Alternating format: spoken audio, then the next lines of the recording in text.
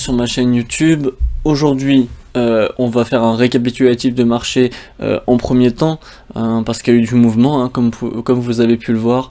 Donc moins 5% sur le Bitcoin, moins 10% sur le Ethereum en une seule journée, moins 10% sur le BNB, etc. sur les autres altcoins, plus ou moins important selon la volatilité du marché.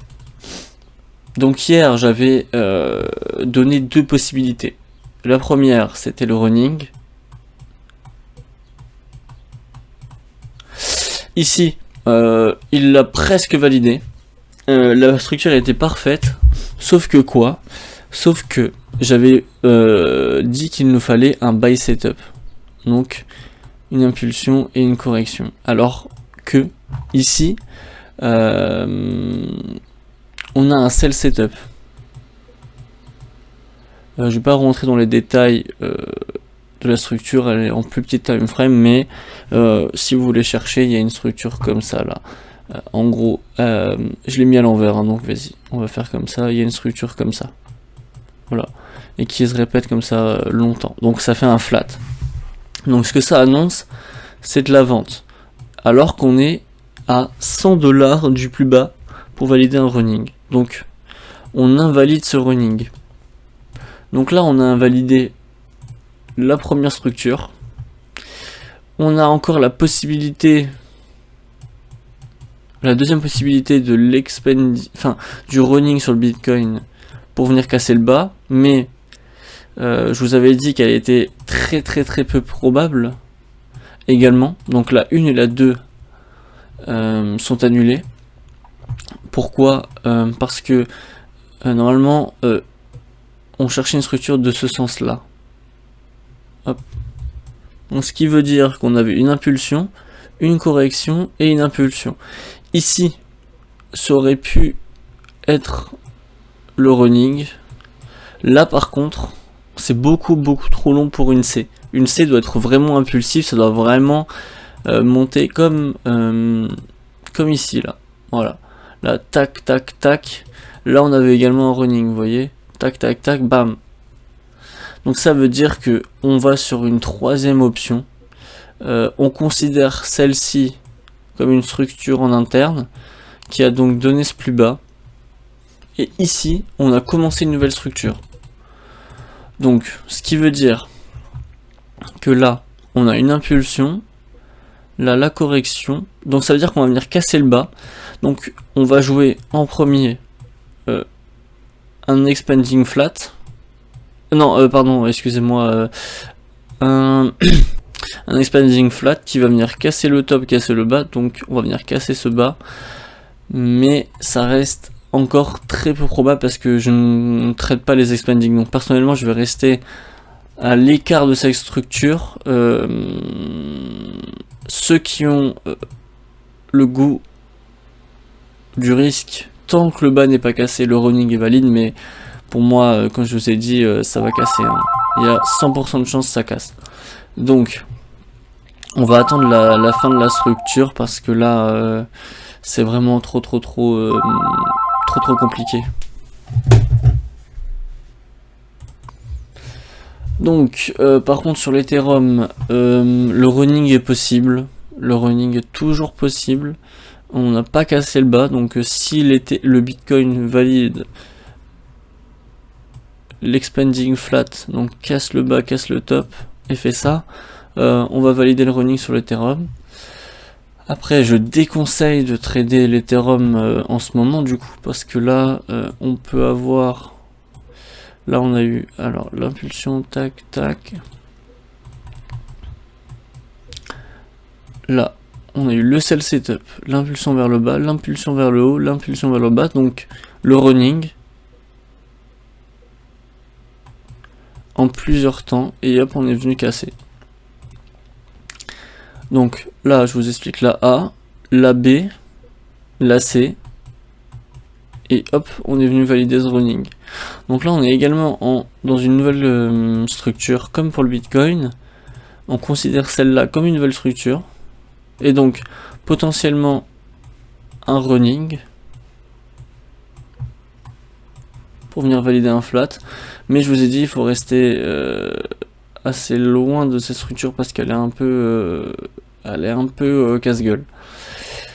Sur le BNB, donc on avait dit qu'il y avait deux possibilités, soit l'expanding flat, donc celui-là est probable, hein, 1, 2, 3, hop, l'expanding flat pour aller casser le bas, donc à mon avis, il se dirige vers le bas, ou alors il venait taper le top.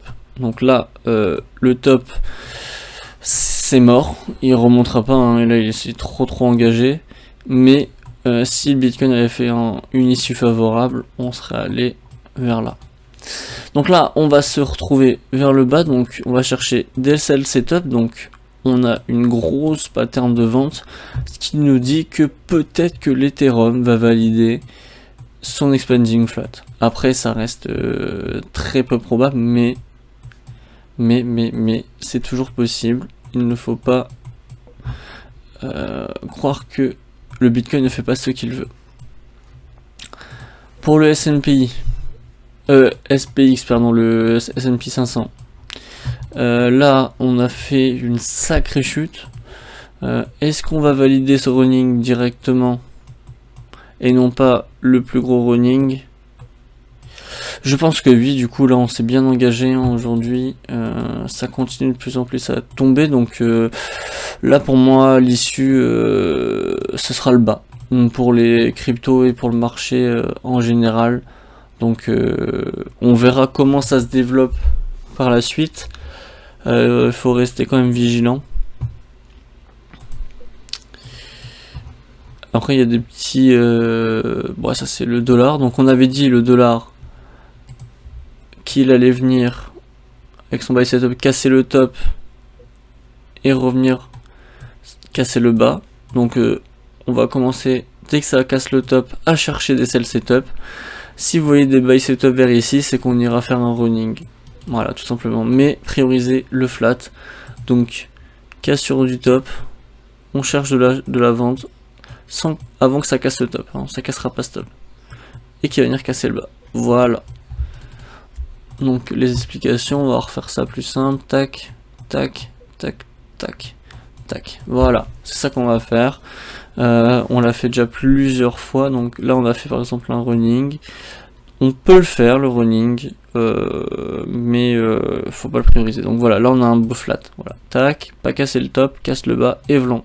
Donc c'est exactement ce qu'on cherche, mais en plus grand.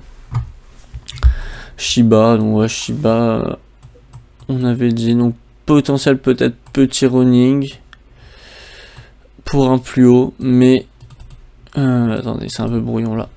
Donc on avait dit la structure à prioriser, le gros running baissier.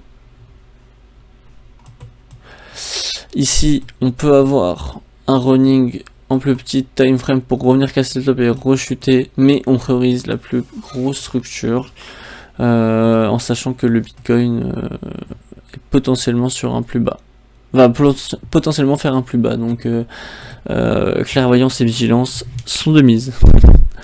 Donc ben, je vous souhaite une très bonne soirée, ou alors une très bonne journée. Je voulais juste rajouter que il y avait également des spreads positifs qui remontaient, ce qui est bien à rajouter dans la structure, hein. Donc là ce qu'on sait, nous on cherchait de l'achat, mais on sait que ici aujourd'hui et dans les jours d'avant il y a des spreads positifs, donc ce qui veut dire que le marché va venir chercher les stops plus bas. Donc quand on a un désalignement des étoiles comme ça, quand on a par exemple, on cherche une structure d'achat et que on voit qu'il y a des spreads positifs qui commencent à venir en balle vers le bas, forcément on peut déjà invalider la structure.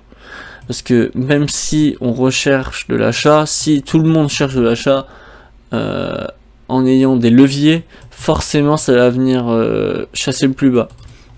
Donc c'est quelque chose qui vient en plus valider notre invalidation de structure. Je pense donc qu'elle va s'annuler. Donc tout ce qu'il nous reste à faire, c'est ne pas rentrer dans le marché, se hedger et attendre peut-être un plus bas qui sera formidable pour moi. J'attends que ça hein, sur l'Ethereum. un Ethereum à 600 $, tous les jours, hein, s'il vous plaît, ce serait sympa. Donc je vous souhaite une très bonne journée.